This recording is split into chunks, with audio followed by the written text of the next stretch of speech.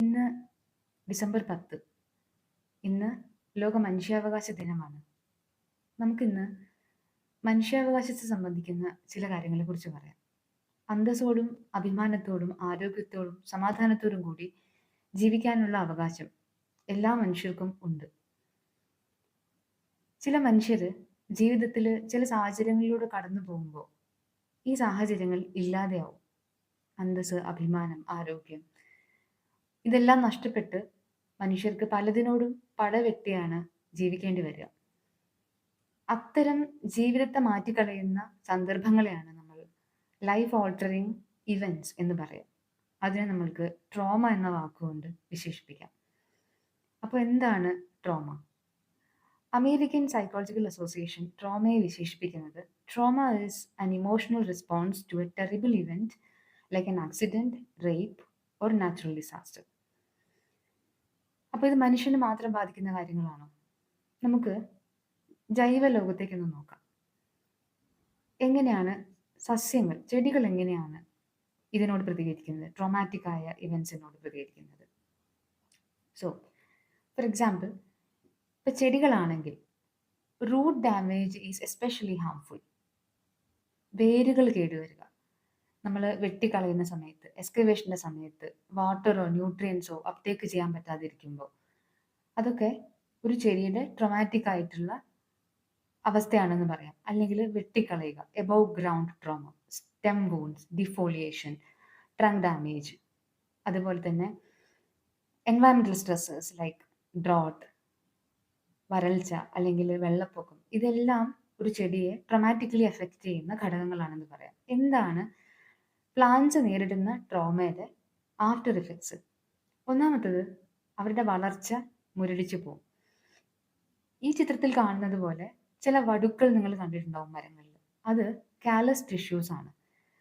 മുറിഞ്ഞ ഭാഗത്തെ പരമാവധി പ്രൊട്ടക്റ്റ് ചെയ്യാനും മുറിഞ്ഞ ഭാഗത്ത് പിന്നീട് ഇൻഫെക്ഷൻ ഉണ്ടാവാതിരിക്കാനും പരമാവധി അവനവൻ്റെ കയ്യിലുള്ള സകല സപ്ലിമെൻസും എടുത്ത് അതിനു ചുറ്റും ആ ഭാഗത്തെ മറ്റ് ഭാഗങ്ങളുമായി ബന്ധിപ്പിക്കുന്ന ഘടകങ്ങളൊക്കെ ഒഴിവാക്കി ആ ഏരിയ സീൽ ചെയ്ത് പരമാവധി ഫർദർ അപകടം ഒഴിവാക്കാൻ ഒരു മരം ശ്രമിച്ചതിൻ്റെ ഓർമ്മയാണ് ആ കാണുന്ന കാലസ് ടിഷ്യൂ.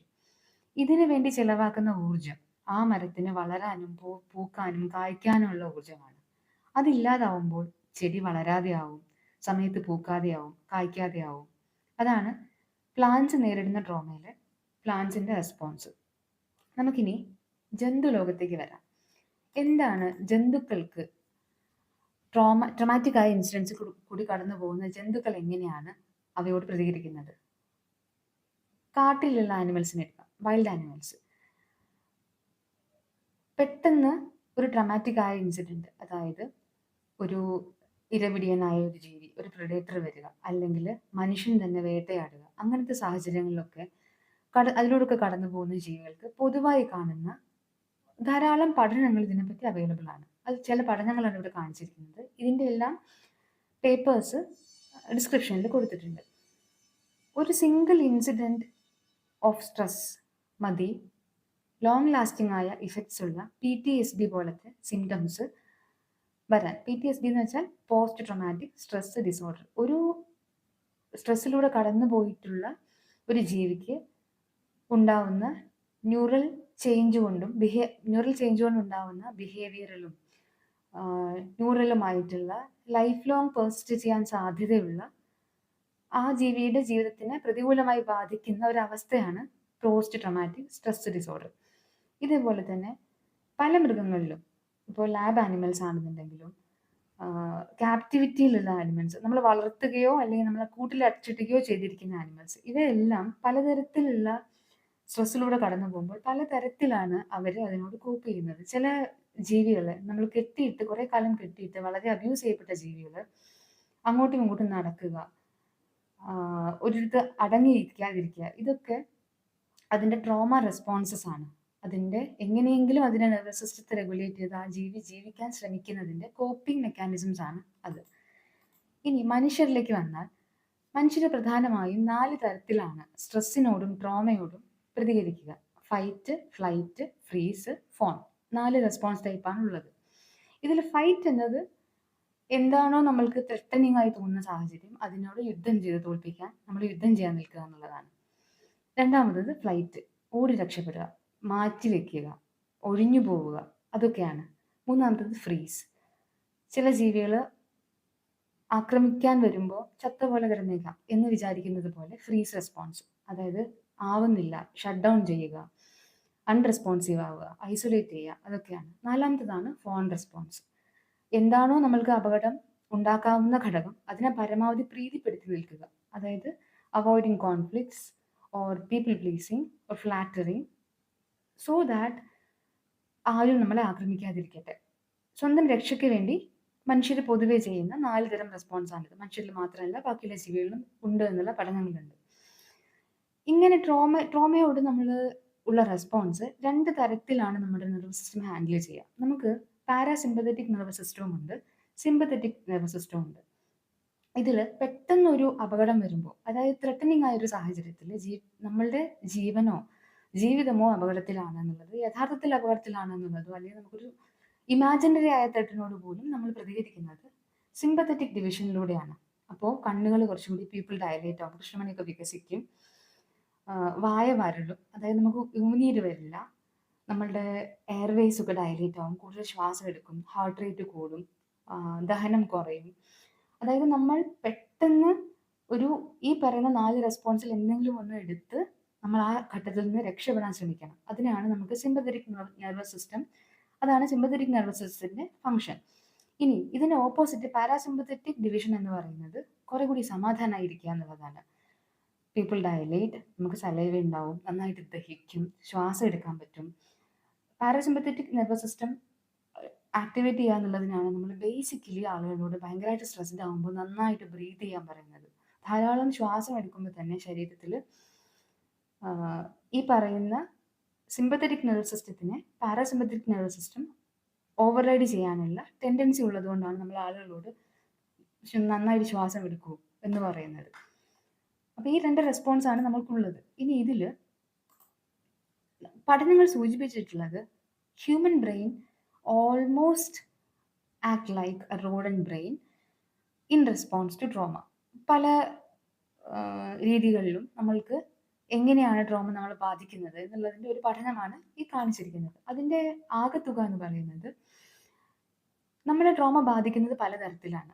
ഒന്ന് ന്യൂറോബയോളജിക്കൽ ലെവലിൽ, നമ്മളുടെ മസ്തിഷ്കത്തിലെ വിവിധ കേന്ദ്രങ്ങൾ, അമിഗ്ഡല, ഫിയർ റെസ്പോൺസ് ഉണ്ടാവുന്ന ഒരു സ്ഥലമാണത്. അപ്പോൾ അമിഗ്ഡല ഭയങ്കര ഹൈപ്പർ ആക്ടിവേറ്റഡ് ആയിരിക്കും. അതായത് ചെറിയ കാര്യത്തിനെല്ലാം നമുക്ക് പേടി വരും. ഹിപ്പോ ക്യാമ്പസിന്റെ വോളിയം കുറയും. അതായത് FMRI എന്ന് പറയുന്ന സ്റ്റഡീസ് നമുക്ക് എടുത്തു നോക്കിയാൽ കാണാൻ പറ്റും. ഹിപ്പോ ക്യാമ്പസിന്റെ വോളിയം ശരിക്കും ട്രമാറ്റിക് ആയ ഇൻസിഡൻസിലൂടെ കടന്നു പോയിട്ടുള്ള ആളുകളുടെ ഹിപ്പോ ക്യാമ്പസ് എന്ന ഭാഗത്തിന്റെ വോളിയം തന്നെ കുറവായിരിക്കും. അങ്ങനെ ഉണ്ടാകുമ്പോൾ സംഭവിക്കുന്ന ഒരു കാര്യമാണ് മെമ്മറി ചെതറിപ്പോവുക. അതായത് ഒരു കാര്യത്തെപ്പറ്റി പറയുമ്പോൾ പല പല നെറേറ്റീവ് പറയാം. കൊഹറന്റ് ആയിട്ട് ഒരു സംഭവത്തെ വിശദീകരിക്കാൻ അവർക്ക് സാധിക്കില്ല. അത് മനഃപൂർവ്വം ചെയ്യുന്നതല്ല, ഇതൊക്കെ നിയന്ത്രിക്കുന്ന മസ്തിഷ്ക കേന്ദ്രങ്ങളിൽ വരുന്ന തകരാറ് കൊണ്ട് വരുന്നതാണ്. പ്രീ ഫ്രണ്ടൽ കോർട്ടെക്സിലെ അണ്ടർ ആക്ടിവേഷൻ എന്ന് വെച്ചാൽ ഇമോഷൻ റെഗുലേഷൻ ചെയ്യാൻ പറ്റാതിരിക്കുക, ഡിസിഷൻ മേക്കിങ്ങിൽ തെറ്റ് വരുത്തുക, പ്ലാൻ ചെയ്യാൻ പറ്റാതിരിക്കുക, അങ്ങനെ പലതും. ഇനി ഫിസിയോളജിക്കലിയും സൊമാറ്റിക് ആയിട്ടുള്ള എഫക്ട്. സൊമാറ്റിക് എന്ന് വെച്ചാൽ സൈക്കോളജിക്കൽ ആയിട്ടുള്ള ഫാക്ടേഴ്സ് ശരീരത്തിനെ ബാധിക്കുന്ന ഒരു അവസ്ഥയാണ് നമ്മൾ സൊമാറ്റിക് എന്ന് പറയാം. അത് ശരീരം ഉണ്ടാക്കുന്ന റെസ്പോൺസ് അല്ല, സൈക്കോളജിക്കൽ ഡിസ്ട്രസ് ശരീരത്തിൽ റിഫ്ലക്ട് ചെയ്യുന്ന ഒരു വേ ആണ് നമുക്ക് സൊമാറ്റിക് ഇഫക്റ്റ് എന്ന് പറയാം. HPA ആക്സിസ് എന്ന് വെച്ചാൽ നമ്മുടെ ഹൈപ്പോതലാമസ്, പിറ്റ്യൂട്ടറി, അഡ്രിനാലിൻ ഗ്ലാൻഡ്, നമ്മളുടെ മൊത്തത്തിലുള്ള സ്ട്രെസ്സിനെയും മൂഡിനെയും നിയന്ത്രിക്കുന്ന ഒരു 3 ഇമ്പോർട്ടൻ്റ് ആയ കെമിക്കൽ സിസ്റ്റംസ് ആണിത്. അതിനെ ഡിസ്റെഗുലേറ്റ് ചെയ്യുക എന്നുള്ളതാണ് ഈ സ്ട്രെസ്സിൻ്റെ ഒരു വലിയ ഘടകം. നമുക്ക് ദഹനം ഉണ്ടാവില്ല, നന്നായിട്ട് ശ്വാസം എടുക്കാൻ പറ്റില്ല, ഓട്ടോഇമ്മ്യൂൺ ഡിസീസസ് വരും, ശരീരത്തിൽ ആവശ്യമില്ലാതെ പലയിടത്തും ഇൻഫ്ലമേഷൻ ഉണ്ടാവും. ഇതിനൊന്നും മെഡിക്കലി ഇവർക്ക് ഫിസിയോളജിക്കലി ഒരു കുഴപ്പം ഉണ്ടാവില്ല. അപ്പോൾ പറയും നിങ്ങൾക്ക് രോഗമൊന്നുമില്ല, പിന്നെ നിങ്ങൾ എന്തിനാണ് ഡോക്ടറെ കാണാൻ വന്നത് എന്നാണ് പൊതുവെ ചോദിക്കുക. പക്ഷെ അവർക്ക് സിംറ്റം ഉണ്ട്, ആ സിംറ്റം ഉണ്ടാവേണ്ട സ്ഥലത്ത് അവർക്ക് രോഗമില്ല. ഇത് സൈക്കോളജിക്കലി ഉള്ള ഇഫക്ട്സ്, സൈക്കോളജിക്കലി ഉള്ള സ്ട്രെസ് ശരീരത്തിൽ റിഫ്ലക്ട് ചെയ്ത് കാണിക്കുന്നതാണ്. അതുകൊണ്ട് തന്നെ ഡോക്ടേഴ്സിനെ പലപ്പോഴും ഇത് ഡയഗ്നോസ് ചെയ്യാൻ പറ്റില്ല. ഇനി സൈക്കോളജിക്കൽ ആൻഡ് ഇമോഷണൽ എഫക്ട്സ്. ഒന്ന് PTSD സിംറ്റം. PTSDയുടെ ഏറ്റവും വലിയ കുഴപ്പം എന്ന് പറയുന്നത് നമ്മൾ കടന്നുപോയ ട്രോമാറ്റിക് ഇവന്റ് കടന്നുപോയി എന്ന് നമ്മൾക്ക് ഉറപ്പുണ്ടാവില്ല.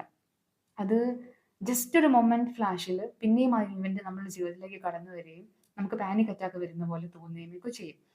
പിന്നെ ഡിസസോസിയേഷൻ എന്ന് വെച്ചാൽ നമ്മളല്ല ആ ഘട്ടത്തിലൂടെ കടന്നുപോയ ആൾ വേറെ ആരോ ആണ് എന്ന് വെച്ചിട്ടുള്ള മെമ്മറി ഗ്യാപ്പ് ഉണ്ടാവുക. ഡീപേഴ്സണലൈസേഷൻ എന്ന് വെച്ചാൽ ആ വ്യക്തി ഞാനല്ല എന്ന തരത്തിൽ പെരുമാറുക. അല്ലെങ്കിൽ mood changes, shame, guilt, hopelessness അങ്ങനെയുള്ള ഘടകങ്ങൾ ഉണ്ടാവുക.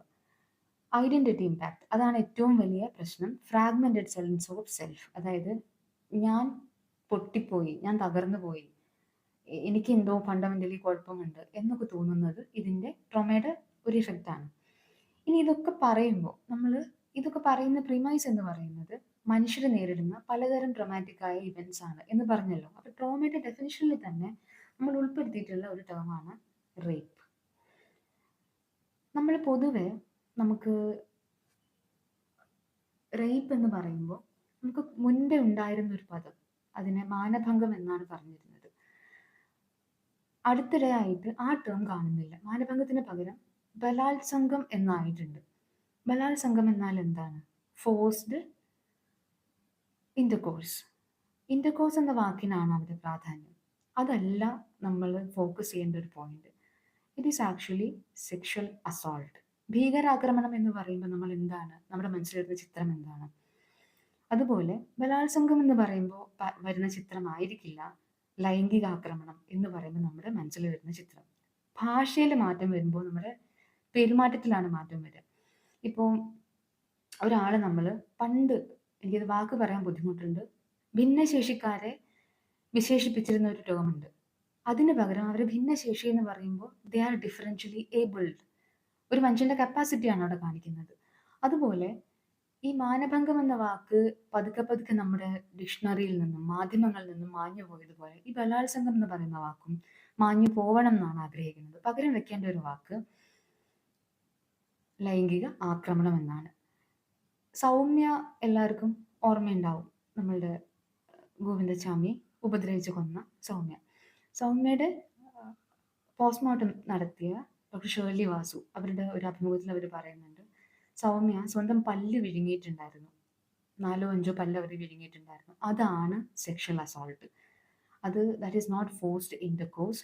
ദാറ്റ് ഈസ് ഒരു മനുഷ്യനെ തല്ലിക്കൊല്ലുന്ന ഒരു പ്രവൃത്തിയാണത്. ആന്തരാവയവങ്ങൾക്കൊക്കെ ഗുരുതരമായ പരിക്ക് പറ്റുന്ന ഒരു മനുഷ്യനെ വലിച്ചു കീറുന്ന ഒരവസ്ഥയാണ്. അപ്പൊ ആ പദത്തിന്റെ ആഴം ഉൾക്കൊണ്ട് കാര്യങ്ങൾ റിപ്പോർട്ട് ചെയ്യാനും ആ പദത്തിന് പകരം ലൈംഗിക ആക്രമണം എന്ന പദം മുന്നോട്ട് വെക്കണം എന്നാണ് എനിക്ക് തോന്നുന്നത്. ഇതിൽ പറയേണ്ട വേറൊരു കാര്യം, നമ്മൾ കാണുന്നുണ്ട് ഇപ്പൊ മാധ്യമങ്ങളിൽ പല പല വാർത്തകൾ നമ്മൾ കാണുന്നുണ്ട്. എങ്ങനെയാണ് നിയമം അട്ടിമറിക്കപ്പെടുന്നത്? ഒരു മാധ്യമങ്ങളുടെ മുന്നിൽ വന്ന് സംസാരിക്കുമ്പോൾ അതേവരെ നീതി നിഷേധിക്കപ്പെട്ട ഒരാളുടെ ശരീരഭാഷയാണോ അതോ നീതിന്യായ വ്യവസ്ഥയെ മറികടന്ന ഒരാളുടെ ശരീരഭാഷയാണോ എന്ന് നമ്മൾക്ക് തിരിച്ചറിയാൻ പറ്റും. ഇതിൽ പ്രധാനപ്പെട്ട ഒരു കാര്യം നമ്മൾക്ക് എമ്പതി ഉണ്ടാവുക എന്നുള്ളതാണ്. എമ്പതി എന്നത് 2 തരത്തിലുണ്ട്. ഒന്ന് കോഗ്നിറ്റീവ് എമ്പതി. ഒരാൾ എന്തിലൂടെയാണ് കടന്നു പോകുന്നത് നമ്മൾക്ക് മനസ്സിലാവും, പക്ഷെ അതിന്റെ ഇമോഷൻ നമ്മളിലില്ല. അതിനാണ് കോഗ്നിറ്റീവ് എമ്പതി എന്ന് പറയാം. രണ്ടാമത്തത് അഫക്റ്റീവ് എമ്പതി. അയാൾ കടന്നു പോകുന്ന വേദന നമ്മൾക്ക് മനസ്സിലാവും, അതിന്റെ ഇമോഷനോട് നമുക്ക് റിലേറ്റ് ചെയ്യാൻ പറ്റും, നമ്മൾക്കും അതിൽ വേദനയുണ്ട്. അഫക്റ്റീവ് എമ്പതി എന്നത് ഒരു സമൂഹത്തിൽ കുറച്ചു പേർക്കെങ്കിലും വേണ്ട ഒരു അത്യാവശ്യ ഗുണമാണ്. ഈ സമൂഹം എന്ന് പറയുന്ന ഒരു സംവിധാനം കെട്ടുറപ്പോടെ നിൽക്കാൻ നമുക്ക് അഫക്റ്റീവ് എമ്പതി ഉള്ള ആളുകൾ വേണം. നിയമത്തിനകത്തും പുറത്തും പൊതുസമൂഹത്തിലും എല്ലായിടത്തും അങ്ങനെയുള്ള കുറച്ചു പേര് ഉണ്ട് എന്നുള്ളത് കൊണ്ടാണ് ചില കേസുകൾ ഈ ബാധിക്കപ്പെട്ട ആളുകൾ ഇത്രയും ശക്തമായി നിന്ന് വാദിക്കാൻ നമ്മൾക്കൊരു സ്പേസ് ഉണ്ടാക്കി തരുന്നത്. ആ പെർസ്പെക്റ്റീവിൽ ആലോചിക്കുമ്പോൾ ഒരാളെ ഓർക്കാതിരിക്കാൻ വയ്യ, വിച്ച് ഇസ് ഗിസേൽ പെല്ലിക്കോട്ട്. ഗിസേൽ പെല്ലിക്കോട്ട് ഒരു സാധാരണ വീട്ടമ്മയായിരുന്നു ഫ്രാൻസിലെ. അവര് 73 വയസ്സുള്ള ഒരു സ്ത്രീയാണ്. കുഞ്ഞുങ്ങളും മരുമക്കളും ഒക്കെ ആയിട്ട് സമാധാനമായിട്ട് ജീവിക്കുന്ന ഒരു പ്രായമായ വൃദ്ധയായ ഒരു സ്ത്രീയാണ്. അവരങ്ങനെ ആയിരുന്നു 2020 വരെ. 2020 അവരുടെ ഭർത്താവിനെ, ഇപ്പോൾ അവരുടെ എക്സ് ഹസ്ബൻഡിനെ അവർ ഡിവോഴ്സ് ചെയ്തു. ആ ഭർത്താവിനെ സൂപ്പർ മാർക്കറ്റിൽ വെച്ച് ഒരു സ്ത്രീയുടെ അടുത്ത് അപമര്യാദയായി പെരുമാറി എന്ന പേരിൽ അറസ്റ്റ് ചെയ്ത് അവരുടെ ഫോൺ പിടിച്ച് വാങ്ങിച്ച് അവരുടെ ലാപ്ടോപ്പ് കസ്റ്റഡിയിലെടുത്ത് പോലീസ് ചെക്ക് ചെയ്തപ്പോൾ 2011 തൊട്ട് 2020 വരെ പല സമയങ്ങളിലായി hundreds of men came to their home and raped this woman. അന്ന് അവർക്ക് 58 തൊട്ട് 69 വരെ വയസ്സുണ്ടെന്ന് ആലോചിക്കണം. അവരെ അപരിചിതര് വന്ന് റേപ്പ് ചെയ്തിട്ടുണ്ട്, ലൈംഗിക ആക്രമണത്തിന് വിധേയമാക്കിയിട്ടുണ്ട്. ഈ ഹസ്ബൻഡ് അവർക്ക് മയങ്ങിപ്പോവാനുള്ള മരുന്ന് ഭക്ഷണത്തിലോ ആഹാരത്തിലോ കലർത്തി കൊടുക്കും. ഇവർക്ക് ഭയങ്കരമായ ഓർമ്മ പ്രശ്നങ്ങളുണ്ട്, ഭയങ്കരമായ ശാരീരിക ബുദ്ധിമുട്ടുകളുണ്ട്. അപ്പോൾ അവർ വിചാരിച്ചത് അവർക്ക് എന്തോ ഗുരുതരമായ വേറെ പ്രശ്നങ്ങളുണ്ട്, അൽസൈമേഴ്സ് ഡിസീസ് ആയിരിക്കാം, ചിലപ്പോൾ ട്യൂമർ ഉണ്ടാവാം എന്നൊക്കെ അവർ മെഡിക്കൽ ഹെൽപ്പ് നോക്കുമ്പോൾ അവർക്ക് പ്രശ്നങ്ങളൊന്നുമില്ല. ഈ ഭർത്താവിന്റെ ലാപ്ടോപ്പിൽ നിന്നാണ് ഈ വിവരങ്ങൾ പോലീസിന് കിട്ടുന്നത്. അങ്ങനെയാണ് ഇത്രയും കാലമായിട്ട് ഇത്രയും അപരിചിതര് എന്നെ ലൈംഗിക ആക്രമണത്തിന് ഞാൻ നേരിട്ടിട്ടുണ്ടോ എന്ന് ഇവർക്ക് മനസ്സിലാകുന്നത്. ആ പ്രായത്തിൽ ഒരു അമ്മൂമ്മയാണ്, ഒരു അമ്മായിയമ്മയാണ്, ഒരു സമൂഹത്തിൽ അത്രയും റെസ്പെക്റ്റഡ് ആയിട്ടുള്ള ഒരാളാണ്. ഫ്രാൻസിൽ അനോണിമിറ്റി നിലനിർത്താനുള്ള റൈറ്റ് ഉണ്ട്, ഇന്ത്യയിലുള്ള പോലെ തന്നെ. അപ്പോൾ അവർക്ക് വേണമെങ്കിൽ അനോണിമസ് ആയിട്ട് കേസ് ഫൈറ്റ് ചെയ്യായിരുന്നു. But she chose not to be anonymous. അവർ മുന്നോട്ട് വന്നിട്ട് പറഞ്ഞു, ഇല്ല, ഞാൻ ഈ കേസ് വാദിക്കും. അവരുടെ കുഞ്ഞുങ്ങളുടെ കുഞ്ഞുങ്ങളും അവരുടെ മരുമക്കളും എല്ലാവരും അവരുടെ കൂടെ നിന്നു. സ്വന്തം അച്ഛനെതിരെ ആണെങ്കിലും ആ കേസിൽ എല്ലാവരെയും കൂട്ടിയാണ് അവർ ആ കോർട്ടിലേക്ക് വരുന്നത്. ആ കോർട്ടിൽ അവർ വന്ന് 71 men were accused and 51 were convicted. അതിൽ 20% of the rape cases in France മാത്രമാണ്, അല്ലെങ്കിൽ സെക്ഷൽ അസോൾട്ട് കേസസ് മാത്രമാണ് റിപ്പോർട്ട് ചെയ്യുന്നത്. അതിലും 94% കൺവിക്റ്റ് ആവാതെ പോവുകയാണ് എന്നാണ് ടൈംസ് റിപ്പോർട്ട് ചെയ്ത വാർത്തയിൽ കാണുന്നത്. അപ്പോൾ എത്ര ചെറിയൊരു ശതമാനം ആളുകളാണ് ഫ്രാൻസിൽ പോലും ശിക്ഷിക്കപ്പെടുന്നതെന്ന് നിങ്ങൾ ആലോചിച്ച് നോക്കൂ. നീതിന്യായ വ്യവസ്ഥയ്ക്ക് അതിൻ്റെതായ പരിമിതികളുണ്ട്. പക്ഷേ ഗിസൈൽ പെലക്കോട്ടിൻ്റെ ഒരു ടേം, അവർ പറഞ്ഞ, മാധ്യമങ്ങളുടെ മുന്നിൽ വന്ന് പറഞ്ഞ ഒരു term, shame must shift side എന്നാണ്. ആർക്കാണ് നാണക്കേട് തോന്നേണ്ടത്? Those who did, they should be ashamed, not us. അത് ലോകത്തുള്ള സമാനാവസ്ഥയിൽ കൂടി കടന്നു പോകുന്ന എല്ലാ സ്ത്രീകൾക്കും വേണ്ടിയാണ് അവരത് പറഞ്ഞത്. And that change history on a lot of level. നമ്മുടെ നിയമത്തിൽ 1000 കുറ്റവാളികൾ രക്ഷപ്പെട്ടാലും ഒരു നിരപരാധി ശിക്ഷിക്കപ്പെടരുത് എന്നാണ്. അതിനർത്ഥം കുറ്റവിമുക്തരാക്കപ്പെട്ട എല്ലാവരും കുറ്റവാളികൾ അല്ല എന്നല്ല. ഒരു മനുഷ്യൻ, ഇപ്പൊ നമ്മൾ അതിജീവിത എന്ന് പറഞ്ഞിട്ട് ഒരു മനുഷ്യനെ വിശേഷിപ്പിക്കുമ്പോൾ മുമ്പ് പറഞ്ഞല്ലോ എങ്ങനെയൊക്കെയാണ് നെർവസ് സിസ്റ്റത്തിനെ ഈ ഒരു അവസ്ഥ ബാധിക്കുക എന്ന്. അതിജീവനം എന്നത് കോൺസ്റ്റന്റ് സ്റ്റേറ്റ് ഓഫ് അലേർട്ടാണ്. That is survival. സർവൈവ് ചെയ്യുമ്പോൾ നമുക്ക് നന്നായിട്ട് ശ്വാസം എടുക്കാൻ പോലും കഴിയില്ല. നമ്മൾ എപ്പോഴാണ് അപകടം വരിക, എന്താണ് എന്നുള്ള കോൺസ്റ്റന്റ് സ്റ്റേറ്റ് ഓഫ് അലേർട്ടിലാണ്. അവിടെ നിന്നും കുറച്ചും കൂടി മുന്നോട്ട് പോയിട്ട് സമാധാനമായി, സന്തോഷമായി, കഴിഞ്ഞു പോയതിനെ ഉൾക്കൊണ്ട് നന്നായി ജീവിക്കാൻ പറ്റുന്ന ഒരു അവസ്ഥയിലേക്ക് ഒരു മനുഷ്യൻ എത്തുമ്പോൾ, ഈ ലൈംഗിക ആക്രമണത്തിന് ഇരയാക്കപ്പെട്ടു എന്ന് പറയുന്നിടത്തുനിന്ന് ലൈംഗിക ആക്രമണം അതിജീവിച്ച ആളാണ് എന്ന് പറയാൻ നമ്മുടെ സമൂഹം വളർന്നിട്ടുണ്ട്. നമ്മുടെ സമൂഹത്തിന് കുറച്ചും ആ മനുഷ്യൻ സർവൈവലിൽ നിന്ന് മാറി നന്നായിട്ട് ജീവിക്കാൻ തുടങ്ങുകയാണ്, ത്രൈവിങ് ആവുന്ന, ലിവിങ് ആവുന്ന ഒരവസ്ഥ. അതായത് ഉള്ളിലുള്ള ഡ്രൈവിംഗ് ഫോഴ്സ്, നന്നായിട്ട് ജീവിക്കണം, ജീവിതം വേണം എന്നുള്ള ഡ്രൈവിംഗ് ഫോഴ്സിലേക്ക് ആ മനുഷ്യൻ എത്തുമ്പോൾ ആ മനുഷ്യനെ എന്ത് പദം കൊണ്ടാണ് വിശേഷിപ്പിക്കേണ്ടത് എന്ന് നമുക്ക് അറിയില്ല. We don't have A term for it. So ഈ ലോക മനുഷ്യാവകാശ ദിനത്തിൽ ഞാൻ പറയുന്ന പുതിയ വാക്ക് പുതുജീവിത എന്നാണ്. അതായത് കഴിഞ്ഞു പോയതിനെ അതിജീവിച്ച് പുതുതായി ജീവിക്കാൻ തുടങ്ങുന്ന ഒരാൾ. നിങ്ങൾ എന്തായിരിക്കും അതിനെക്കുറിച്ച് പറയുന്നുണ്ടാവുക? നിങ്ങൾക്ക് എങ്ങനെയാണ് കുറച്ചും കൂടി എഫക്റ്റീവ് എമ്പതിയുള്ള ഒരു സമൂഹത്തിന്റെ ഭാഗമാവാൻ പറ്റുക? അറിഞ്ഞാൽ സന്തോഷം. താങ്ക്സ്.